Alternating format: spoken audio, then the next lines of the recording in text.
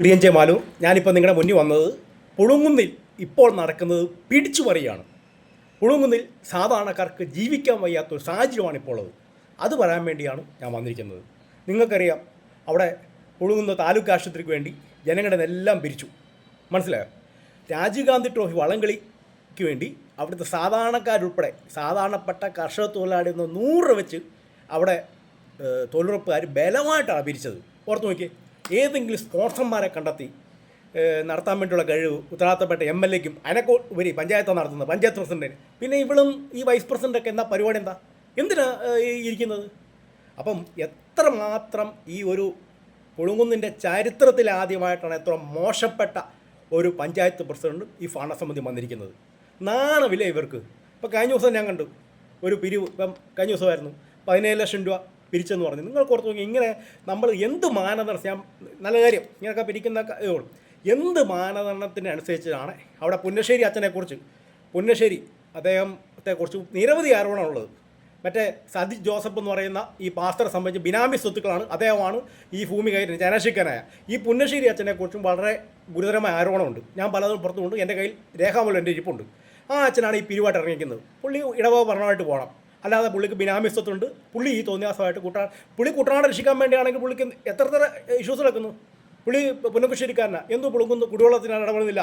അന്ന് ഇവിടെ വന്ന് ചീഫ് സെക്രട്ടറി കുട്ടനാട്ടിനെ കണ്ടുകൂടാ, എന്തുകൊണ്ട് മുഖ്യമന്ത്രിയെ കണ്ടുകൂടാ, ഇവിടെ കണ്ട് അതൊന്നും ചെയ്യാതെ ഇങ്ങനെ ഈ തട്ടിപ്പ് പരിപാടി നടക്കുന്നത് വളരെ. പിന്നെ ഞാൻ ചോദിക്കുന്നത്, ഡോക്ടർമാരുണ്ട്. എൻ്റെ സഹോദരൻ IMAയുടെ മുൻ പ്രസിഡൻ്റാണ് ഡോക്ടർ സക്രിയാസ്. ഈ രോഗികളെ നിശ്ചയിക്കുമ്പം ഈ ഏതൊക്കെ രോഗികൾക്കാണ് പിരിക്കുന്നത്, ഈ പിരിക്കുമ്പം ഈ ഡോക്ടർമാരുടെ ഉപദേശം സ്വീകരിക്കാറുണ്ടോ? കുട്ടനാട്ടിൽ നിന്നുള്ള ഡോക്ടർമാരെ ചോദിക്കുന്നുണ്ടോ? അപ്പം ഇവർക്ക് തോന്നുന്ന ഇഷ്ടക്കാർക്ക് ആരൊക്കെയുണ്ട് അവർക്ക് മാത്രം ഇതെന്നുള്ളത്. എന്നിട്ട് ജനങ്ങളെ കണ്ണിൽ പൊടിയിടാൻ വേണ്ടി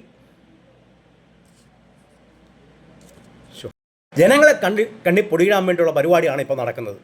പിന്നെ അടുത്ത കാര്യം പറയാനുള്ളത്, ഇത് നിരന്തരം പിരിവാണ്. മറ്റേ റോഡിന് വേണ്ടി ആശുപത്രി സർക്കാർ ഫണ്ട് ചെലവഴിക്കുന്ന നാട്ടുകാരിൽ നിന്ന് പിരിച്ചു. പിന്നെ രാജീവ് ഗാന്ധിയോട് വിളിച്ചു. ഇപ്പം ഇങ്ങനെ ഓരോ എത്ര പിരിവ്. അപ്പം അത് പ്രത്യേകിച്ച് ഡോക്ടർമാരുടെ ഒരു പാൽ നിശ്ചയിക്കണം.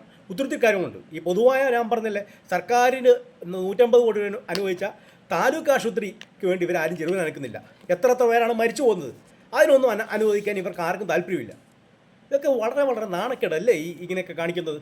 എന്നിട്ട് അതിനെ സപ്പോർട്ട് ചെയ്യാൻ വേണ്ടി ഇങ്ങനെ പുളുങ്കുന്ന പള്ളി ഗ്രൂപ്പിലും ലോകമായിട്ട് എന്ത് കാണിച്ചാലും അതിനെ ന്യായീകരിക്കുന്നത് നമുക്ക് ഒരിക്കലും ഒരു ഉത്തമ വിശ്വാസം എന്ന നിലയിൽ വളരെ തെറ്റാണ്.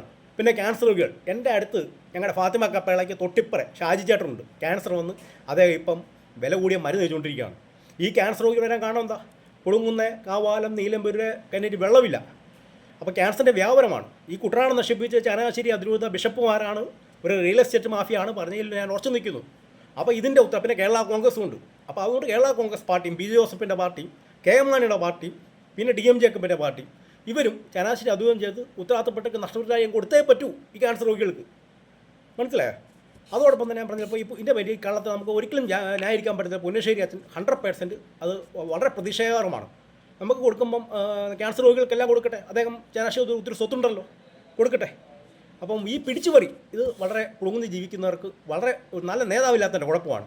എത്ര പ്രശ്നങ്ങളിൽ കിടക്കുന്നു. പിന്നെ ഡോക്ടർമാർ എന്നുകൊണ്ട് എൻ്റെ സഹോദരൻ IMAയുടെ പ്രസിഡന്റ്, അദ്ദേഹം സത്യസന്ധനാണ്, ഇവരാരും ബന്ധപ്പെടുത്തില്ല. പിന്നെ ഇത് സ്വകാര്യ ആശുപത്രിയിൽ നിന്നുള്ള പോകുന്നത്. സർക്കാരിൻ്റെ എത്ര നല്ല ആശുപത്രികളുണ്ട്, അവിടെ പോകാതെ ഈ സ്വകാര്യ ആശുപത്രിയിൽ എന്നുകൊണ്ട് ഈ ഓപ്പറേഷൻ പോകുന്നു. നിങ്ങൾക്കറിയാം, എനിക്കറിയാം ഓരോ കാര്യങ്ങൾ, ഞെട്ടിപ്പിക്കുന്ന സംഭവങ്ങളൊക്കെ. 20 ലക്ഷം 30 ലക്ഷം ചിലവാകുന്ന ഓപ്പറേഷൻ എന്നൊക്കെ പറയുന്നത് ആക്ച്വലി എത്ര ചിലവാണെന്ന് എനിക്കറിയാം. അപ്പോൾ ഇതിൻ്റെ പേരിൽ ഇടനിലക്കാരായിട്ട് കമ്മീഷൻ മേടിക്കുക, മറ്റിടപാട് ചെയ്യുക എന്നുള്ള പരിപാടിയാണ് ഈ കാണിക്കുന്നത്. ഇതൊന്നും നമുക്ക്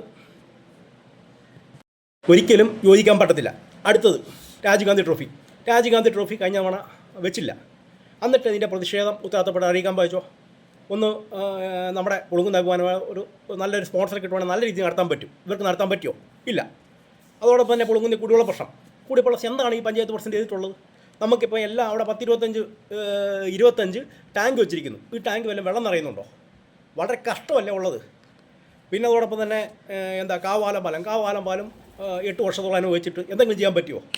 ഹൈമാസേറ്റ് പുളുങ്കുന്ന് പഞ്ചായത്ത് പുളുങ്കുന്ന് റോഡ് മുക്ക് ഹൈമാസേറ്റ് കത്തുന്നുണ്ടോ? പേപ്പട്ടി ശല്യം, എത്ര പേരെ പേപ്പട്ടി ബുദ്ധിമുട്ടിക്കുന്നു. തെരുവ് പട്ടികളുടെ ബേളം കൊണ്ട് പുളുങ്ങുന്ന ബുദ്ധിമുട്ടുമാണ്. ഈ പുളുങ്കുന്ന് പഞ്ചായത്ത് പ്രസിഡന്റ് വല്ലതും ചെയ്തോ? പിന്നെ കോൺഗ്രസ്സിന് ഏറ്റവും എന്താ അപമാനമായ പഞ്ചായത്ത് പ്രസിഡൻ്റാണ് നിനു. നിങ്ങൾക്ക് നാണമില്ലേ?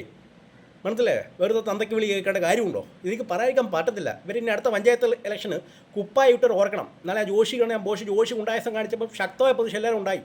അത് 6 ലക്ഷം പേര് മേളാണ് ഇപ്പം കണ്ടിരിക്കുന്നത്. അവൻ ഒരിക്കലും ഇനി പുളുങ്ങുന്ന പഞ്ചായത്തിൽ ഒരിക്കലും ജയിക്കത്തില്ല.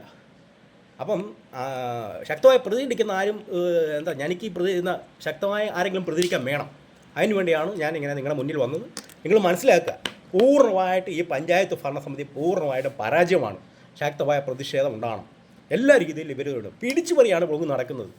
ഇപ്പോൾ നല്ലൊരു സ്പോൺസറെ എത്ര സ്പോൺസർമാരുണ്ട്. കാരണം ഇവരെ സ്പോൺസർമാരൊന്നും ഫോം വിളിച്ച് എടുക്കത്തില്ല. കാരണം ഇവിടെ കയ്യിലിപ്പിങ്ങനെയല്ലേ. ഓക്കെ, ശരിയാണ്. Thank you.